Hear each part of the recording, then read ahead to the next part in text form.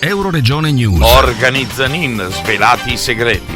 Nata alla metà del 1700, l'azienda della famiglia Zanin ha progettato, costruito e montato gli organi nelle più importanti sedi del mondo. Realizzati a Codroipo, hanno installato i loro strumenti in sale musicali, auditorium e luoghi di culto a Milano, Salisburgo, Belgrado, Nirisaki in Giappone, tanto per fare qualche esempio. Gustavo Zanin mi ha accompagnato personalmente in una visita guidata all'azienda, svelandomi tutti i segreti per realizzare strumenti da 7 generazioni. Allestimenti che durano centinaia d'anni devono rispettare sia nei materiali sia nella lavorazione regole molto severe. Le materie utilizzate sono le stesse da sempre perché garantiscono il mantenimento delle caratteristiche strutturali e acustiche nel tempo. Mentre si preme una canna, si ha un orecchio fino, sente che le altre voci suonano in armonia, cioè come quando uno racconta qualcosa di importante, il tenor bordone, cioè il bastone che segna il passo, e gli altri seguono e le altre canne risuonano, e questo suono diventa cosmico,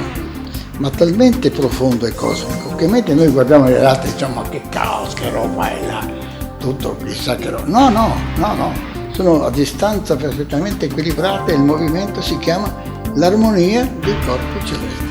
Dal Medio Friuli per Euroregione News, Marco Mascioli. I nostri servizi sono disponibili su internet all'indirizzo www.euroregionenews.eu.